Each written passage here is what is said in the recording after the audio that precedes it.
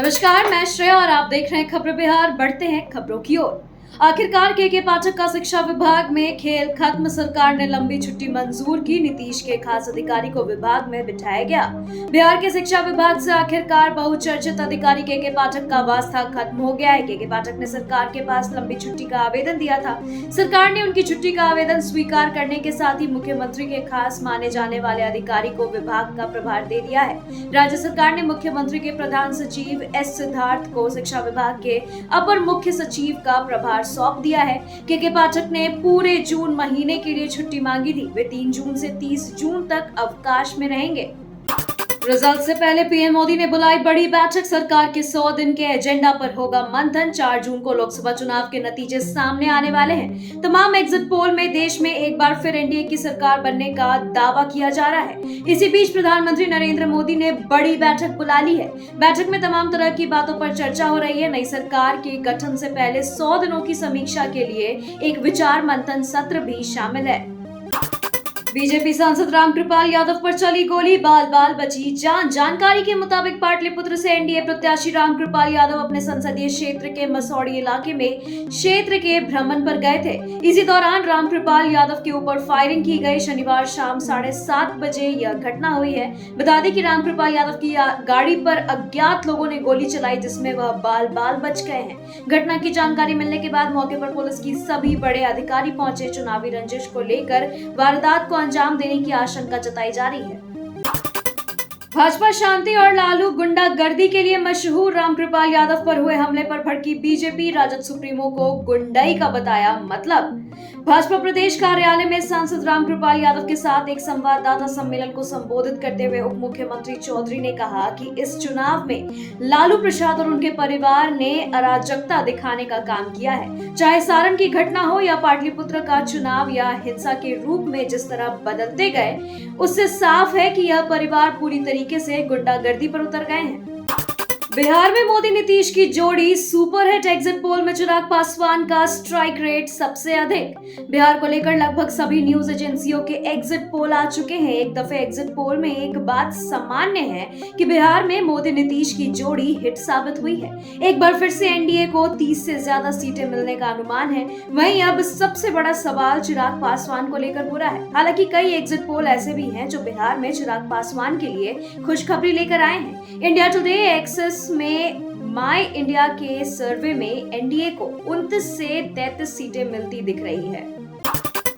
Broadcast engineering consultant India में bumper पदों पर निकली भर्ती। 10वीं से लेकर ग्रेजुएट युवाओं के लिए मौका। Broadcast engineering consultant India limited यानी बेसिल में बम्पर पदों पर भर्ती निकाली गई है। इस भर्ती के लिए ऑनलाइन एप्लीकेशन प्रोसेस 30 मई से शुरू हो गई है, जो 12 जून तक जारी रहेगी। जो भी अभ्यर्थी इस भर्ती के लिए पात्रता रखते हैं, वे इसमें शामिल होने के लिए केवल ऑनलाइन माध्यम से फॉर्म भर सकते हैं। ऑफलाइन फॉर्म स्वीकार नहीं किए जाएंगे। ऑफिशियल वेबसाइट www.basel.com पर जाकर इस पेज पर दिए गए लिंक से फॉर्म भर सकते हैं। बीएसएफ एसआई एवं कांस्टेबल पदों पर भर्ती के लिए आवेदन शुरू। 1 जुलाई तक कर सकते हैं अप्लाई। बॉर्डर सिक्योरिटी फोर्स यानी बीएसएफ में ग्रुप बी एवं सी के तहत कुल 162 रिक्त पदों पर भर्ती निकाली गई है। इस भर्ती के लिए ऑनलाइन आवेदन प्रक्रिया शुरू हो गई है, जो 1 जुलाई 2024 तक जारी रहेगी। ऐसे अभ्यर्थी जो बीएसएफ में भर्ती होकर देश सेवा करना चाह रहे हैं, वे तय तिथियों में फॉर्म भर सकते हैं। आवेदन पत्र केवल ऑनलाइन माध्यम से भरा जा सकता है। बता दें कि एप्लीकेशन फॉर्म केवल ऑनलाइन माध्यम से बीएसएफ की ऑफिशियल वेबसाइट यानी rect.bsf.gov.in पर जाकर भरा जा सकता है। गृह मंत्रालय में ऑफिसर बनने का मौका। इन पदों पर आवेदन करने का है मन तो जल्द करें। आप अगर मिनिस्ट्री ऑफ होम अफेयर्स में नौकरी करने की ख्वाहिश रखते हैं तो आपके लिए ये अच्छा मौका है। यहाँ ऑफिसर के पदों पर वैकेंसी निकली है। गृह मंत्रालय के इस भर्ती के माध्यम से डिप्टी कमांडेंट पदों के लिए कैंडिडेट्स 24 जून 2024 तक आवेदन कर सकते हैं। बता दें कि कैंडिडेट की आवेदन शुल्क 400 रुपए का भुगतान किसी भी बैंक की नेट बैंकिंग, क्रेडिट या डेबिट कार्ड या निकटतम अधिकृत कॉमन सर्विस सेंटर के माध्यम से कर सकते हैं। ऑफिशियल वेबसाइट mha.gov.in पर जाकर आप आवेदन कर सकते हैं। लोकसभा चुनाव खत्म होते ही बीपीएससी टियर 3 परीक्षा का डेट आया सामने। इस दिन होगी परीक्षा। बिहार में शिक्षक भर्ती परीक्षा 3 की तारीख आ गई है। 27 जून से 30 जून तक एक पाली में परीक्षा आयोजित की जाएगी। इसको लेकर बीपीएससी ने सभी जिलों के डीएम को पत्र भेजा है। सभी जिलों को परीक्षा केंद्रों की सूची फाइनल करने का निर्देश दिया गया है। आयोग की ऑफिशियल वेबसाइट bpsc.bih.nic.in पर जाकर बिहार शिक्षक भर्ती परीक्षा 2024 तीसरा चरण का परीक्षा कार्यक्रम फिलहाल घोषित करने में थोड़ा समय लग सकता है। एग्जिट पोल पर आया प्रधानमंत्री मोदी का पहला रिएक्शन, नारी और युवा शक्ति की तारीफ की। पीएम मोदी ने एक्स पर लिखा, भारत ने मतदान किया, अपने मताधिकार का प्रयोग करने वाले सभी लोगों को हार्दिक धन्यवाद। उनकी सक्रिय भागीदारी हमारे लोकतंत्र की आधारशिला है। उनकी प्रतिबद्धता और समर्पण यह सुनिश्चित करता है कि हमारे देश में लोकतांत्रिक भावना पनपे। मैं भारत की नारी शक्ति और युवा शक्ति की भी विशेष सराहना करना चाहूंगा। चुनावों में उनकी मजबूत उपस्थिति एक बहुत ही उत्साहजनक संकेत है। पटना जाने वालों के लिए जरूरी खबर, रविवार रात से बढ़ गया टोल टैक्स, अब देने होंगे इतने रुपए। राष्ट्रीय उच्च पथ संख्या 30 पर दीदारगंज के पास स्थित पटना बख्तियारपुर टोल प्लाजा अपर रविवार की आधी रात यानी 3 जून आरंभ होते ही अधिक टोल टैक्स होगा। यह निर्णय सड़क परिवहन और राजमार्ग मंत्रालय द्वारा ली गई है। 1 अप्रैल से लागू होने वाली नई दर पर लगाई गई रोक सड़क परिवहन और राजमार्ग मंत्रालय द्वारा हटा ली गई है। अब वाहनों में लगे फास्टैग से बढ़े हुए दर से ही टैक्स की कटौती होगी। पावापुरी मेडिकल कॉलेज में दूसरे दिन भी कामकाज ठप, इमरजेंसी सेवा भी ठप। बिहार के नालंदा के पावापुरी में डॉक्टर की पिटाई के विरोध में मेडिकल कॉलेज के डॉक्टर हड़ताल पर हैं। अस्पताल में लगातार दूसरे दिन डॉक्टर और कर्मियों ने इमरजेंसी सेवा ठप कर रखा है। बता दें कि डॉक्टरों और कर्मियों की मांग है कि पिटाई करने वालों को पुलिस जल्द से जल्द गिरफ्तार करे। ऐसे में ओपीडी सेवा के साथ साथ इमरजेंसी सेवा ठप रहने से गंभीर रोगी और उसके परिजनों को काफी परेशानियों का सामना करना पड़ रहा है।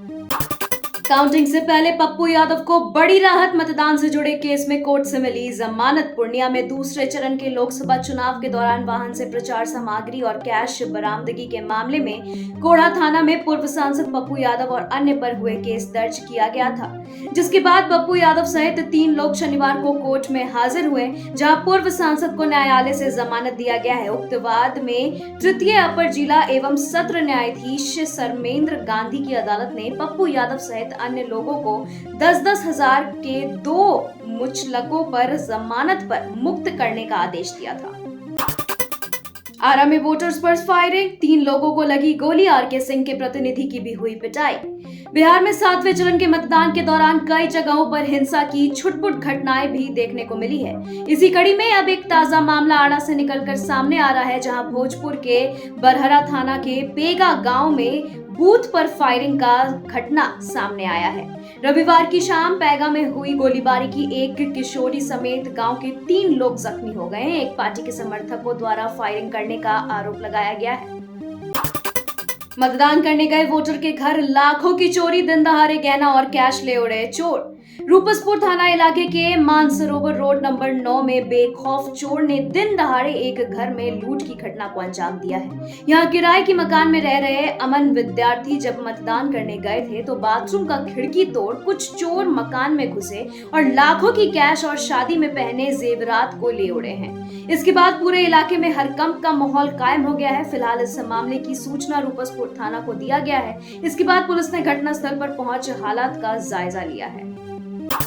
चिंतई का विरोध करने पर मर्डर, जेई की चाकू घोंप कर हत्या, घंटों सड़क किनारे पड़ा रहा शव। मुजफ्फरपुर शहर के अति सुरक्षित इलाके सर्किट हाउस रोड में आर्मी कैंटीन के गेट के पास अपराधियों ने चिंतई में एक जूनियर इंजीनियर मोहम्मद हारिस की चाकू मारकर हत्या कर दी है। सीने में 2 जगह जख्म के निशान है। शुरुआत में पुलिस ने इसे गोली का जख्म बताया, लेकिन पोस्टमार्टम के बाद उसे चाकू का जख्म बताया गया है। हारिस दिल्ली में रबर इंडस्ट्री में जुड़ी एक नामी कंपनी में कार्यरत थे।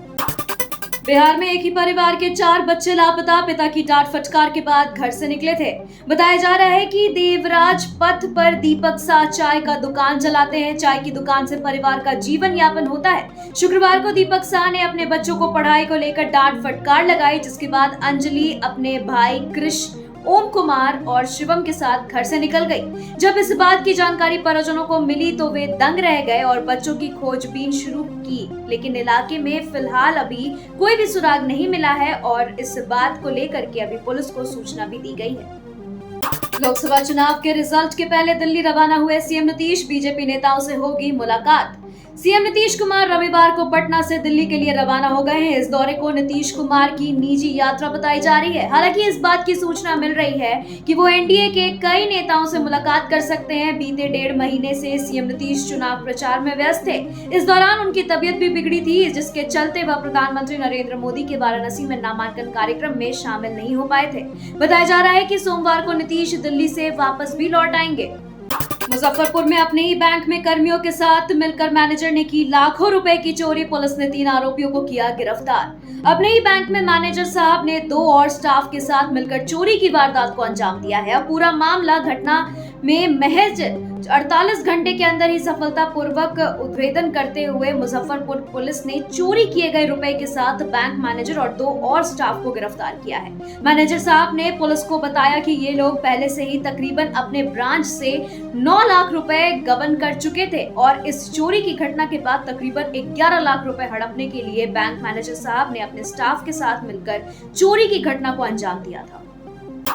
मैं भी फांसी पर चढ़ने को तैयार हूं, तिहाड़ जेल में सरेंडर करने से पहले अरविंद केजरीवाल का बड़ा बयान। दिल्ली सीएम अरविंद केजरीवाल ने रविवार को तिहाड़ जेल में आत्मसमर्पण किया है। केजरीवाल ने सुप्रीम कोर्ट से मिली अंतरिम जमानत के बाद फिर वापस तिहाड़ जेल गए। जेल जाने से पहले अरविंद केजरीवाल ने प्रेस कॉन्फ्रेंस किया। इस दौरान उन्होंने पीएम मोदी के साथ साथ एग्जिट पोल को लेकर भी जोरदार हमला बोला है। बता दें कि भारत माता की जय के साथ सीएम अरविंद केजरीवाल ने अपने संबोधन की शुरुआत की। उन्होंने सबसे पहले चुनाव प्रचार के लिए सुप्रीम कोर्ट की ओर से मिली मोहलत को लेकर कोर्ट का शुक्रिया किया। साइबर अपराधियों का गढ़ माना राजधानी पटना, फोन पर लालच देकर घटना को देते हैं अंजाम, पुलिस ने दबोचा। जामताड़ा और नालंदा के बाद राजधानी पटना में साइबर अपराधियों का गढ़ बन गया है। फोन से लोगों को लालच देकर शॉर्टकट में ठगी के रुपए निकालने आए शातिर अपराधी पुलिस की गिरफ्त में आ गए हैं। मामला पटना के कोतवाली थाना से चंद कदम की दूरी पर स्थित इंडियन बैंक कार्यालय का है, जहां कैशियर की सूझबूझ से साइबर अपराधियों को कोतवाली थाने की पुलिस को हवाले किया गया है। पूछताछ और जांच में जब खुलासा हुआ तो दोनों शातिर साइबर अपराधी निकले, जो लोगों से 5 से 10 हजार का लालच देकर बैंक में कागजात देकर खाता खुलवा उनका पासबुक, एटीएम और उनके खाते में से ठगी कर रुपए ट्रांजैक्शन कर लेते हैं। वेस्ट बंगाल में चुनाव के बाद भाजपा कार्यकर्ता की हत्या। पश्चिम बंगाल की नदिया जिले में चुनाव के बाद हुई हिंसा में कुछ लोगों ने एक भाजपा कार्यकर्ता की हत्या कर दी है। भाजपा ने सत्तारूढ़ तृणमूल कांग्रेस पर पार्टी कार्यकर्ता की हत्या का आरोप लगाया है। तृणमूल ने दावा किया है कि यह हत्या पारिवारिक कलह का नतीजा है। पुलिस सूत्रों ने बताया कि घटना जिले के उत्तरी हिस्से के कालीगंज में उस समय हुई जब भाजपा कार्यकर्ता हफीजुर शेख शनिवार रात अन्य लोगों के साथ कैरम खेल रहे थे। विस्तारा की उड़ान को बम की धमकी के बाद आपात स्थिति में उतारा गया। पेरिस से 306 यात्रियों को लेकर मुंबई आ रही विस्तारा की उड़ान को बम की धमकी मिलने के बाद मुंबई के छत्रपति शिवाजी महाराज अंतर्राष्ट्रीय हवाई अड्डे पर आपात स्थिति में उतारा गया। सूत्रों के अनुसार 10:08 पर पूर्ण आपातकाल घोषित कर दिया गया और विमान 10:19 पर हवाई अड्डे पर उतारा गया। सूत्रों ने बताया कि पेरिस से मुंबई आने वाली इस उड़ान में 294 यात्री और 12 चालक दल के सदस्य सवार थे। इंडिया गठबंधन के नेता रविवार को निर्वाचन आयोग से मुलाकात की। लोकसभा चुनाव की मतगणना से पहले विपक्षी गठबंधन इंडिया के नेताओं का एक प्रतिनिधि मंडल रविवार को भारत के निर्वाचन आयोग की पूर्ण पीठ से मुलाकात की। सूत्रों ने बताया कि विपक्षी नेता निर्वाचन आयोग के अधिकारियों के साथ मतगणना संबंधित मानदंडों पर चर्चा करेंगे और उससे यह सुनिश्चित करने को कहा कि निर्धारित प्रक्रियाओं का पालन किया जाए। सुशांत सिंह राजपूत के करीब महसूस करने के लिए केदारनाथ पहुंची बहन श्वेता सिंह कीर्ति, सोशल मीडिया पर लिखा इमोशनल नोट।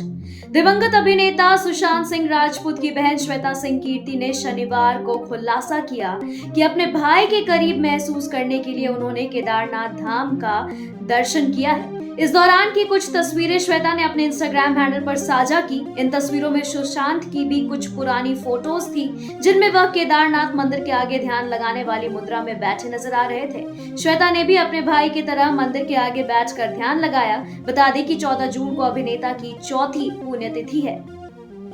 खबरों के सिलसिलों में फिलहाल इतना ही। बने रहे खबरें बिहार के साथ। नमस्कार।